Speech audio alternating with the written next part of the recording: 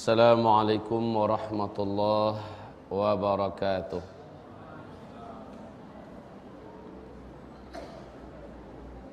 Alhamdulillahi rabbil alamin, wal aqibatu lil muttaqin, wala udwana illa 'alal zalimin. Asyhadu an la ilaha illallah wahdahu la syarika lah, wa ashhadu anna Muhammadan abduhu wa rasuluhu la nabiyya ba'dah. Qala Allah subhanahu wa ta'ala fi muhkami tanzilih ba'dal a'yadhi billah minasy syaithanir rajim. Ya ayyuhalladzina amanu ittaqullaha haqqa tuqatih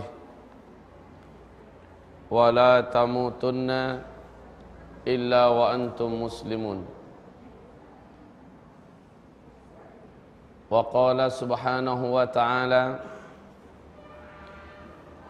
ya ayyuhan nas ittaqu rabbakumul ladzi khalaqakum min nafsin wahidah wa khalaqa minha zawjaha wa batha minhuma rijalan katsiran wa nisaa'a wattaqullaha alladzi tasaaluna bihi wal arham innallaha kana 'alaikum raqiba. Wa qala ya ayyuhalladzina amanu taqullaha wa qulu qawlan sadida yuslih lakum a'malakum wa yaghfir lakum dhunubakum wa man yuti'illaha wa rasulahu faqad faza fawzan 'azima. Allahumma arhamna bil Qur'an wa sadaqallahul 'azim. Wa qala an-nabiy sallallahu alaihi wasallam innamal a'mal binniyat wa innama likulli imri'in ma nawa faman kanat hijratuhu ila Allah wa rasulih fa hijratuhu ila Allah wa rasulih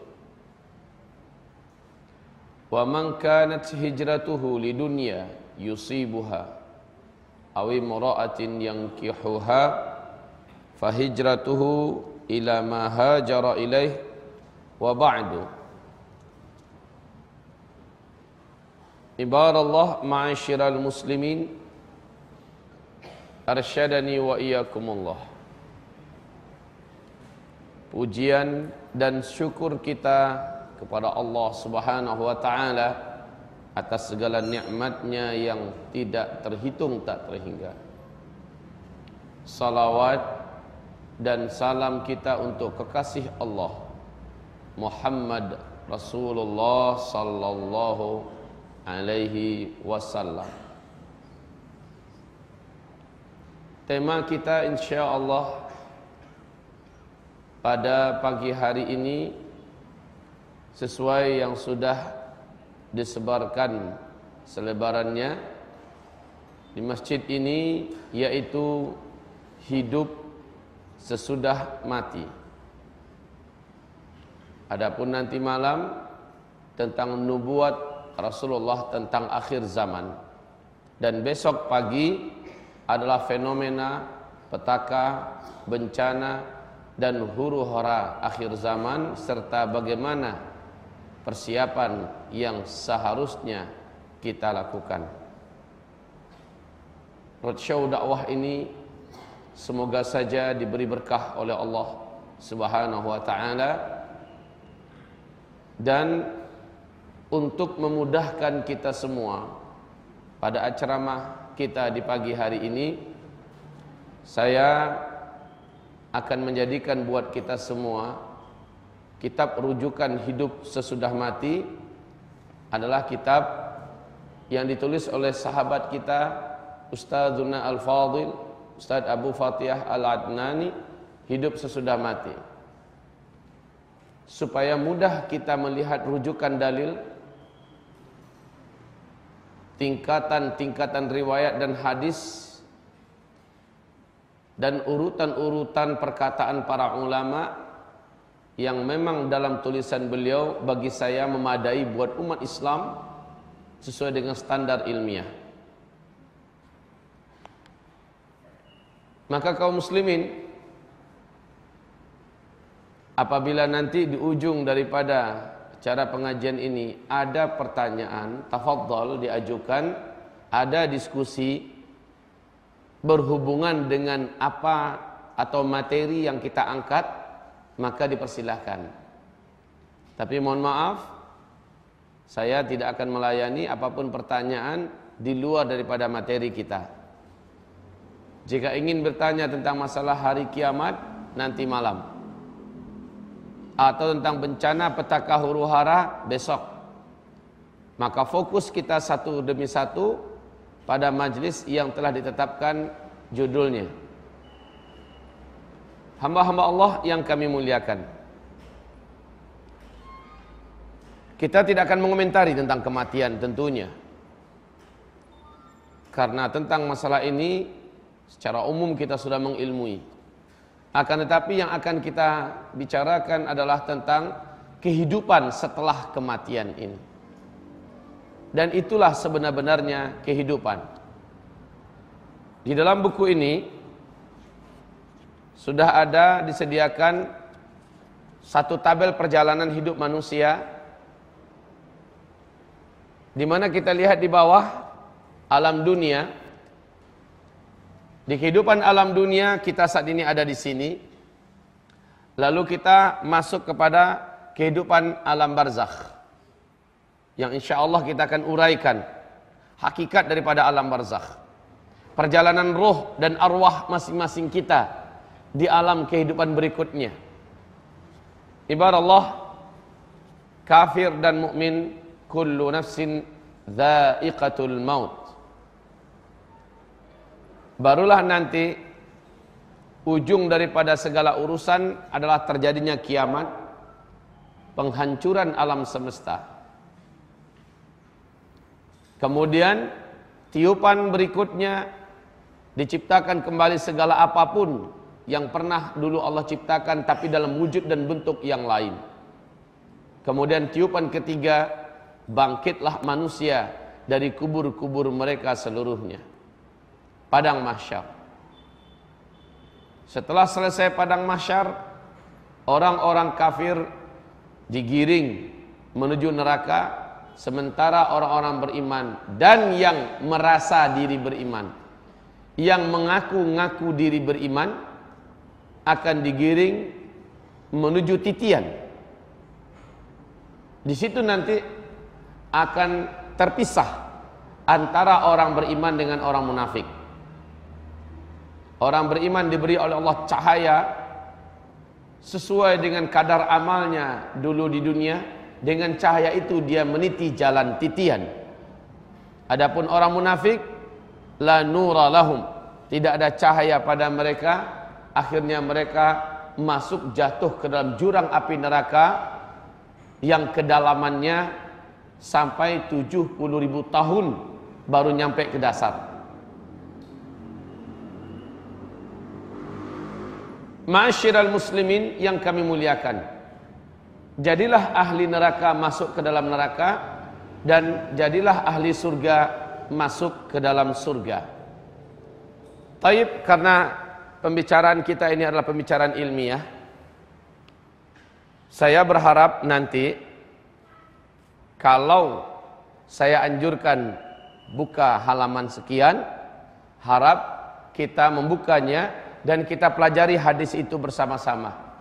Kita lihat nomor demi nomor urutan perjalanan roh, dan dengan ini kita mendapatkan apa-apa yang perlu kita ketahui secara ilmiah.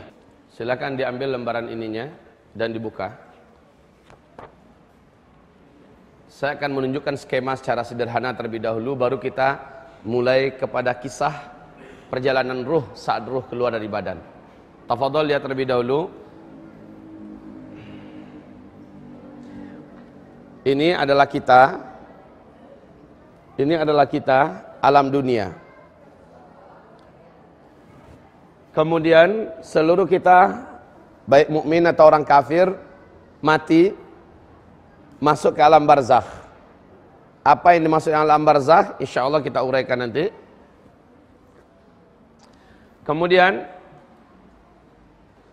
saat kita dibangkitkan, hadza yaumul ba'ats, inilah hari kebangkitan. Agenda yang akan kita hadapi di padang mahsyar adalah syafaat dari Rasulullah SAW, lalu mulai proses hisab dan pembagian catatan amal. Kemudian timbangan, di mana ditimbang beratnya amal masing-masing kita dan dibandingkan dengan beratnya dosa setiap kita. Setelah itu kita meniti. Dalam titian ini menuju ke nerakakah kita, dimasukkan ke nerakakah kita, atau memang layak menjadi ahli surga, itu tergantung kepada amal kita dulu ketika di dunia. Nah, kaum muslimin, mulai dari sini, setelah kita mati, terus kemari, sampai kita menjadi ahli surga atau ahli neraka, tergantung kepada amal kita. Starting dari kematian, itulah kehidupan. Camkan ini baik-baik. Saat kita mati, mati menurut persepsi manusia. Pada hakikatnya, saat itu kita memasuki hidup yang tidak ada lagi kematian. Agar dipahami. Bukan berarti kita mati lalu kita istirahat. Tidak. Kita mati, justru saat itu kehidupan yang sesungguhnya dimulai.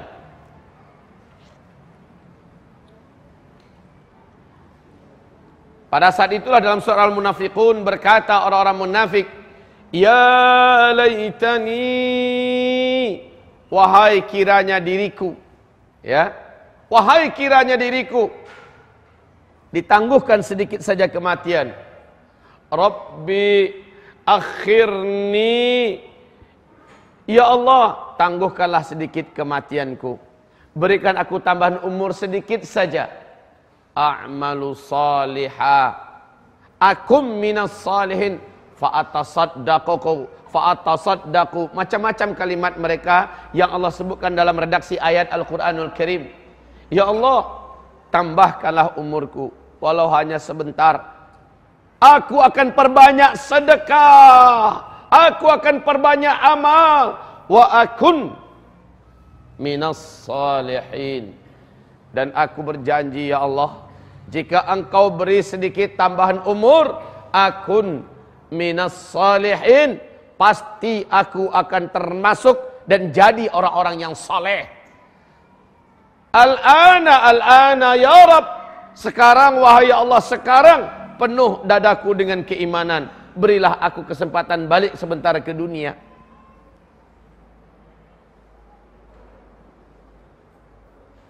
Nah, kaum muslimin, kehidupan yang sesungguhnya dimulai ketika kematian terjadi pada setiap kita. Maka bodohlah orang-orang yang tidak mengetahui perkara ini, sehingga mereka menyangka kematian adalah lari dari segala masalah. Ma'asyiral muslimin yang kami muliakan, ingat, sekarang buka halaman yang ke-49. Mari kita telaah hadis Rasulullah berikut ini. Dan kita muliakan kata-kata Rasulullah SAW berikut ini di dalam hadis yang sahih, di mana Imam At-Tirmidzi, Ibnu Majah, Al-Hakim dari Abu Hurairah, Rasulullah sallallahu alaihi wasallam bersabda, ini lafaznya juga dari Utsman ibn Affan, qala an-nabi sallallahu alaihi wasallam, innal qabr, sesungguhnya kuburan itu, awwalu manzilin min manazilil akhirah, adalah tempat dari pertama-tamanya tempat. Jadi tempat-tempat akhirat itu banyak. Tempat yang pertama dari akhirat, ibarat Allah, mana spidol kita? Oh, taib ibarat Allah yang kami muliakan. Pembatas kehidupan manusia dengan kehidupan setelah kematian disebut dengan barzakh. Saya buat seperti ini barzakh. Makna barzakh, ya ibadallah, makna barzakh yaitu dinding gaib yang maha kokoh. Itu makna barzakh. Dinding gaib yang tidak dapat ditembus oleh apapun dan oleh siapapun. Itu arti barzakh secara bahasa. Di dalam surah Ar-Rahman, Allah berfirman, marajal bahraini yaltaqiyan bainahuma barzakhun la yabghiyan. Marajal bahraini yaltaqiyan. Allah yang telah memberikan barzakh di antara dua laut yang saling bertemu. Aneh, Pak. Laut yang sebelah sini kadar garamnya berbeda dengan laut yang sebelah sini. Warnanya pun beda. Coba, di mana itu lautnya? Di mana lautnya?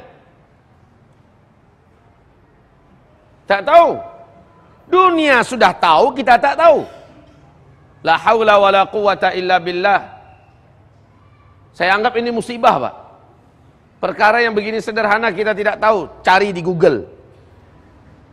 Buka Mbah Google, Mbah tanya Mbah, di mana laut? Pertemuan dua laut. Marajal bahraini yaltaqiyan bainahuma barzakhun la yabghiyan. Di YouTube juga bisa dilihat, ya. Dua laut yang mana kedua laut tersebut bertemu di satu area.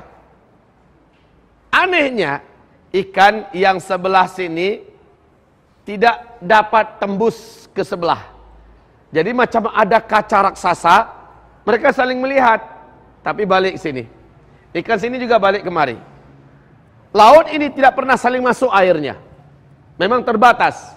Inilah yang Allah isyaratkan dalam surat Ar-Rahman. Nah, pembahasan kita bukan masalah laut, masalah barzakhnya. Barzakh maknanya adalah dinding gaib yang maha kokoh. Di dalam surah Al-Mu'minun, Allah pun berfirman, wa min waraihim barzakh ila yaumi yub'atsun. Setelah kematian mereka akan masuk ke suatu alam yang dibatasi oleh barzakh. Ila yaumi yub'atsun, sampai hari kiamat. Barzakh ini la yabghiyan, tidak akan saling bertemu. Jadi siapapun roh yang sudah kelepas dari badan, asal sudah mati, Pak, maka dia masuk langsung ke alam barzakh. Sejak hari itu roh ini tidak akan dapat melihat-lihat orang yang masih hidup di dunia. Sebagaimana orang dunia tidak akan bisa melakukan kontak dengan orang yang sudah meninggal dunia. Dengan ini terbongkarlah batilnya akidah yang mengatakan bahwa 3 hari pertama setelah kematian roh itu masih ada di kamarnya, tempat di mana dia meninggal dunia. Dia melihat siapa yang datang, siapa yang pergi, siapa yang ketawa, siapa yang menangis. Seminggu setelah meninggal dunia, roh itu masih di dalam rumah, tidak lagi hanya di kamar. 1 minggu, 40 hari setelah kematiannya, roh tersebut masih ada di area rumah. Dalam rumah, kadang-kadang dia ke halaman, bolak-balik selama 40 hari, masih di situ. Kemudian pada hari-hari berikutnya, roh tersebut akan datang setiap Kamis malam Jumat. Ini ternyata keyakinan seperti ini didapatkan dalam kitab suci agama Hindu. Tapi umat Islam karena ilmu kurang, ngaji males, baca juga nggak mau, akhirnya percaya.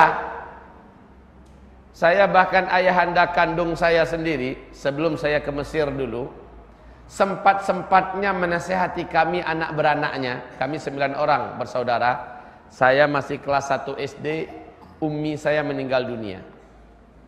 Apa kata Abuya yang tercinta? Ya baru sebatas itulah ilmunya. Setiap Kamis malam Jumat, kata Buya kepada kami, nak, periuk jangan dihabisin betul nasinya, tinggalin walaupun sedikit. Kerak juga nggak apa-apa, pokoknya ditinggalin. Nanti makmu datang, umimu datang, dia lihat nggak ada nasi di periuk, sedih dia, berarti anak-anaknya nggak makan sehari ini. Itu bahasanya. Karena kita kecil ngerekam dengan sempurna. Lah ketika kita di luar negeri, ya, kita pulang, beliau ikut pengajian saya kemana saya pergi, lama kelamaan beliau tobat sendiri dari pemahamannya yang sebenarnya tidak benar. Jadi kaum muslimin, orang kalau sudah meninggal masuk ke alam barzakh, tidak akan bisa melihat apapun di balik barzakh itu. Tidak ada kisah penampakan-penampakan. Si Anu yang mati gantung diri melakukan penampakan di gedung Anu. Rumah itu tidak mau laku-laku, nggak berani orang ngontrak-ngontrak. Kalau ada orang tinggal di sana pasti mengalami gangguan. Katanya perempuan yang dulu bunuh diri di sana sekarang sering menampak-nampakkan diri. Akhirnya rumah itu kosong, tidak berani dihuni oleh siapapun. Dikontrak murahkan pun nggak ada yang mau, bahkan digratiskan untuk tinggal di dalam juga nggak mau. Saya pernah pesan begini Pak, pengumuman. Saya pasang pengumuman di mana-mana provinsi. Kalau ada rumah berantu, karena banyak penampakan roh orang-orang yang mati zaman penjajahan Jepang, roh orang yang mati zaman penjajahan Belanda, atau si Anu meninggal mati gantung diri, sering menampakkan diri. Lalu rumah itu mau dijual dengan harga murah. Dari harganya 1 M sampai harga 200 juta pun masih mikir orang mau beli Pak. Saya kasih tahu, cepet kasih tahu saya beli. Bodoh amat sih. Lo yang nampak-nampakkan diri itu siapa? Setan. Itu aja konsep dalam Islam. Setan. Dan Allah mengharamkan kita takut kepada mereka. Innama dzalikumus syaitan. Itu setan, kata Allah Subhanahu wa taala, itu adalah setan. Fala takhafuhum, kamu jangan takut kepada mereka. Wa khafuni, mestinya kamu hanya takut kepadaku. In kuntum mu'minin, kalau kamu orang beriman. La ilaha illallah, takut sama setan udah enggak zamannya. Tapi sekarang yang dimunculkan di TV-TV adalah acara-acara setan yang buat orang-orang pada kemasukan setan. Kembali kita kepada topik kita. Tidak ada itu semanis jembatan Ancol.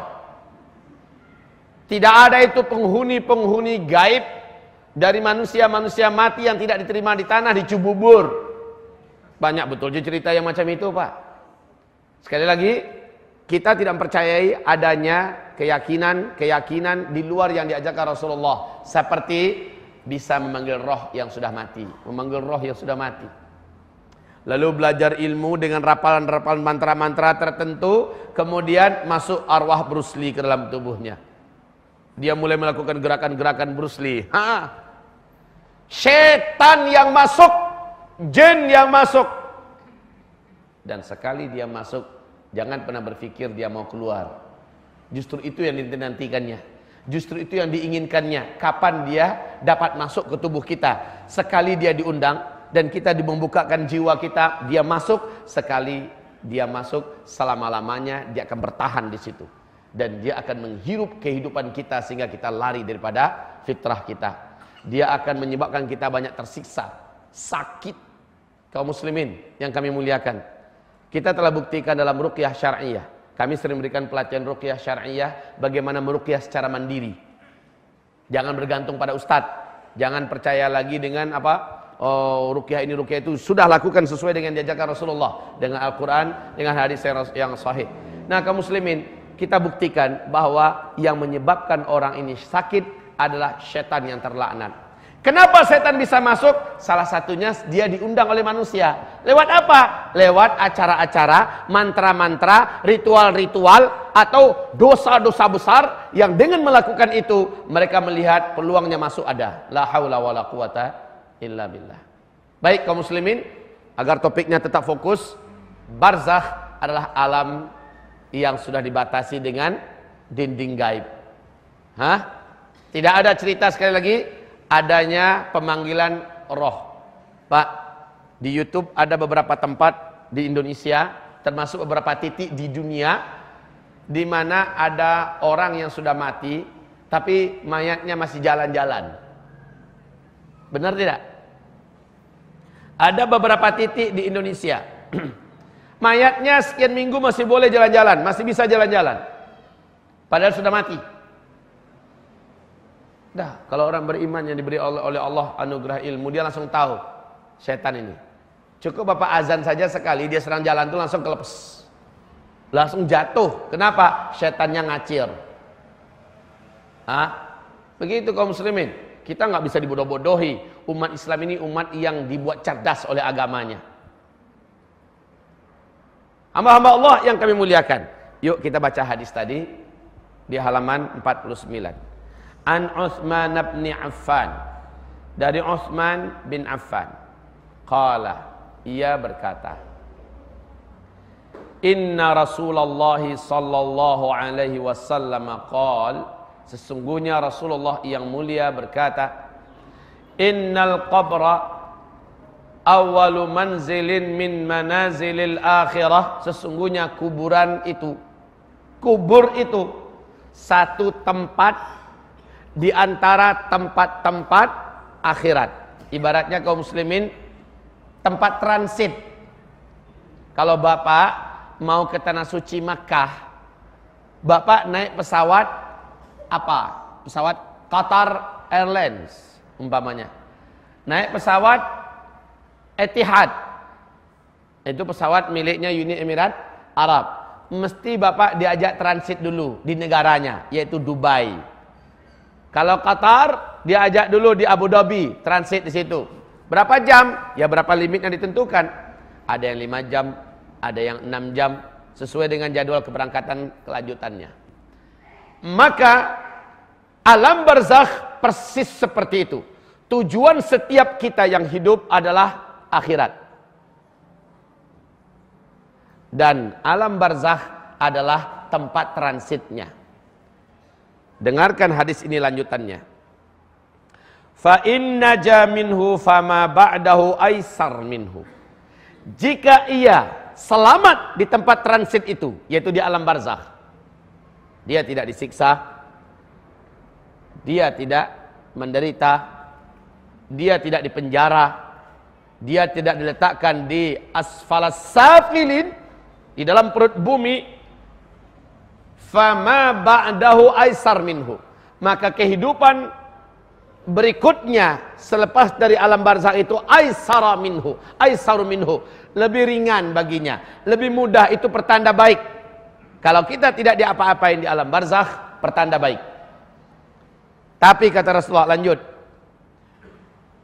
wa in lam yanju minhu, dan jika ia tidak selamat di tempat transit ini, ternyata di tempat transit dia digebukin pak, di tempat transit dia dipukul oleh aparat setempat, disiksa, fama ba'dahu asyaddu minhu, maka itu pertanda apabila ia sudah sampai di destination resminya, di tempat tujuannya, dia akan mengalami penyiksaan yang lebih dahsyat daripada itu. Hari-harinya akan sangat berat lebih daripada tempat dia transit. La haula wala quwata illa billah. Ini hadis akan saya sebutkan saat roh lepas, nanti saya ceritakan. Bagaimana roh lepas? Apa jeritan roh di dalam kubur nanti setelah dia menjalani proses tanya jawab dengan malaikat Munkar dan Nakir. Kenapa setiap roh seperti roh yang beriman, setelah diperlihatkan kepadanya apa yang diperlihatkan, dia berdoa, Allahumma ajjilis sa'ah, ya Allah cepatkanlah kiamat, segerakanlah kiamat. Apa yang dilihat oleh orang-orang beriman ini selepas tanya jawab dengan malaikat Munkar dan Nakir selesai, sehingga dia berdoa, Allahumma ajjilis sa'ah, ya Allah segerakan kiamat. Sesuatu yang semua hati menginginkan, sesuatu yang seluruh nafsu merindukan. Kita uraikan nanti. Lalu kenapa roh orang kafir, roh orang-orang munafik, penjahat-penjahat ketika hidup di bumi, ketika selesai pertanyaan jawab dengan malaikat Munkar Nakir di alam kubur, lalu diperlihatkan kepadanya apa yang pantas untuk dia lihat sebagai akibat hasil daripada amalannya yang hitam ketika hidup di dunia. Lalu dia berdoa kepada Allah. Pak, berdoa di alam kubur loh ini. Siapa yang berdoa? Si kafir, si munafik, si mujrim, si ahli maksiat. Dia berdoa, Allahumma ajjilis sa'ah, Allahumma ajjilis sa'ah, ya Allah lambatkanlah kiamat, lamakanlah lagi datangnya kiamat. Kenapa? Padahal dia tahu dia akan disiksa di dalam kubur, dia mengalami siksaan yang berat. Baginya itu lebih baik daripada harus bertemu dengan tempat yang diperlihatkan kepadanya. Makanya hadis ini, faman naja minhu, siapa yang selamat di tempat transit ini, fama ba'dahu aisar minhu, kehidupan setelahnya lebih mudah baginya, lebih ringan dan lebih nyaman. Fa in lam yanju minhu, jika ia tidak termasuk orang yang selamat di tempat transit itu, yaitu alam barzakh ini, fama ba'dahu asyaddu minhu, maka itu pertanda kehidupan setelahnya, yaitu alam dari padang mahsyar dan seterusnya, asyaddu minhu, lebih berat baginya. Qal Utsman bin Affan melanjutkan perkataannya, wa qala Rasulullah sallallahu alaihi wasallam, dan Rasulullah sallallahu alaihi wasallam berkata, ma ra'aitu manzaran qattu illa al-qabra afdha'u minhu, aku tidak pernah melihat suatu pemandangan, aku tidak pernah melihat suatu tempat yang lebih buruk daripada kubur, alam kubur.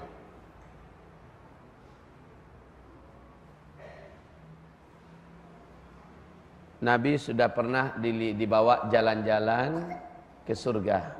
Nabi telah pernah dibawa keliling dari Masjidil Haram ke Masjidil Aqsa. Sempat naik ke lapis langit pertama, kedua, ketiga, lalu sempat melihat kondisi neraka. Apa sabda Rasulullah tentang pengalaman spiritualnya saat dia dibawa oleh malaikat Jibril dan malaikat Malik menuju ke alam kubur, yaitu alam barzakh. Pemandangan yang dilihatnya membuat beliau menangis terseduh-sedan. Ketika dia terjaga atau terbangun, istrinya bertanya, apa yang menyebabkan engkau sebegini berat tangismu? Salah satu jawaban Nabi, ma ra'aitu manzaran afza', ya, afza'u minhu, aku tidak pernah menemukan adanya pemandangan yang lebih menakutkan, adanya pemandangan yang lebih mengerikan melebihi pemandangan yang ada di alam barzakh, yaitu alam kubur. Tentu saja khusus untuk para penjahat, untuk orang kafir. Apa yang akan dialami oleh roh, insya Allah kita uraikan. Kalau seandainya waktu kita cukup untuk pagi ini, kita akan sampaikan.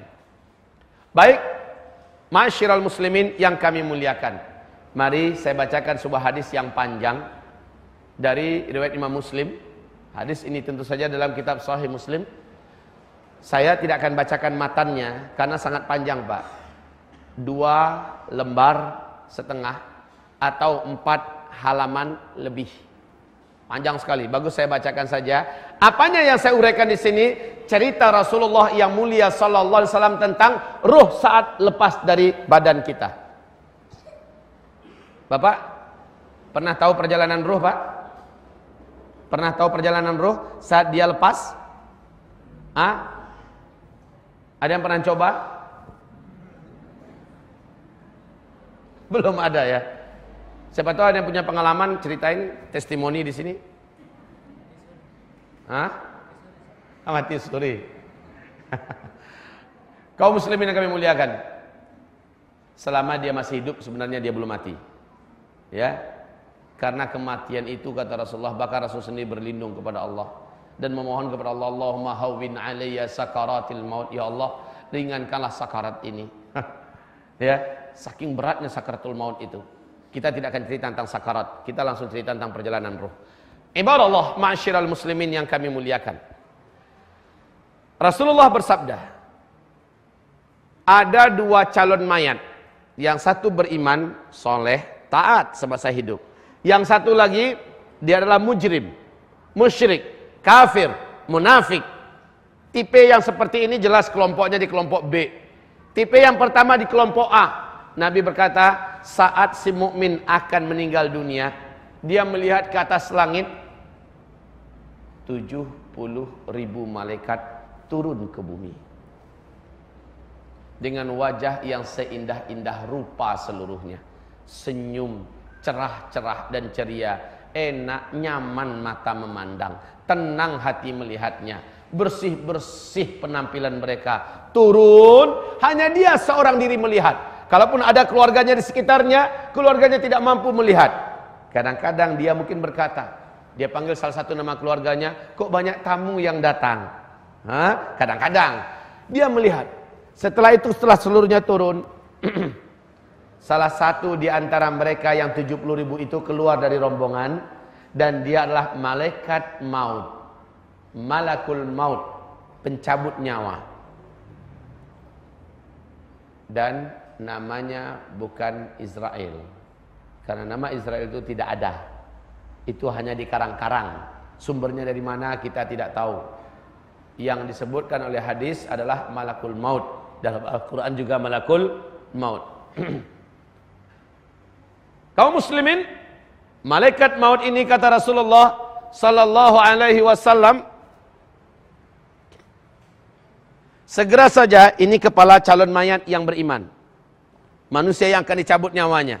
Malaikat maut ini berdiri tepat di bagian kepalanya, lalu mulai mendekatkan dirinya dan duduk. Dan kata Rasulullah, malaikat ini meletakkan kedua telapak tangannya di bagian pelipis dan pipi kanan dan di pelipis bagian pipi kiri. Ya, lalu membujuk dengan kata-kata yang menyejukkan. Keluarlah. Ya ayyatuhan nafsul mutmainnah irji'i ila rabbiki radiyah radiyatan mardiyah fadkhuli fi ibadi. Diseru oleh malaikat, wahai nafsu yang tentram, wahai jiwa yang tenang, keluarlah, sekarang keluarlah. Pak, orang beriman ini diperlihatkan kehadapannya satu pemandangan yang belum pernah makhluk di bumi ini